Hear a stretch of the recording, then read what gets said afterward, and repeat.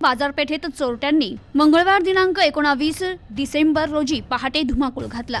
बाजारपेठेतील एक सराफा दुकान फोडून सोन्या चांदीच्या दागिन्यांचा ऐवज चोरून नेला, तर त्या शेजारी असलेल्या दुसऱ्या सराफ दुकानात चोरीचा प्रयत्न केला। मात्र 5 मिनिटं प्रयत्न करून देखील दुकानाचं शटर उघडता न आल्याने चोरट्यांना तेथून काढता पाय घ्यावा लागला। मात्र जाताना चोरट्यांनी बाजारपेठेतील एका घरासमोर लावलेली मोटरसायकल चोरून नेली।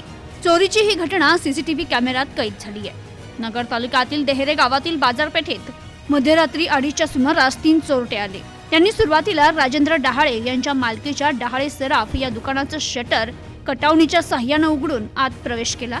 दुकानातील 1 किलो चांदीचे दागिने तसेच 10 ग्रॅम वजनाचे सोन्याचे दागिने चोरत दुकानात उचकापाचक केली, तसेच मोडतोड करत तेथून ते निघून गेले। त्यानंतर त्यांनी तिथेच शेजारीच असलेल्या संजय डहाळे यांच्या मालकीच्या आदित्य ज्वेलर्स या दुकानासमोर मध्यरात्री 2:15च्या सुमारास 3 जण आले आणि त्या तिघांनी दुकानाचं शटर उघडण्याचा प्रयत्न केला। मात्र 5 मिनिटं प्रयत्न करूनही त्यांना शटर उघडता आलं नाही, त्यामुळे तेथून ते निघून गेले।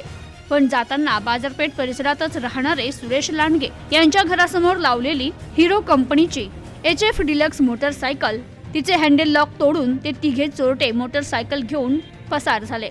तर या चोरीच्या घटना सीसीटीव्ही कॅमेऱ्यात कैद झाल्यात। तर या तिन्ही चोरट्यांनी तोंडाला काळे कापड गुंडाळलेलं असल्यामुळे त्यांचे चेहरे सीसीटीव्हीत ओळखता आले नाही। या प्रकरणी MIDC पोलीस ठाण्यात माहिती देण्यात आली। माहिती मिळताच MIDC पोलीस ठाण्याचे रात्र गस्तीचे पथक तात्काळ घटनास्थळी दाखल झाले। या पथकाने घटनेची पाहणी केली, तर सकाळी MIDCचे सहाय्यक पोलीस निरीक्षक राजेंद्र सानप, नगर ग्रामीण पोलीस उपअधीक्षक संपतराव भोसले यांनी पाहणी केली।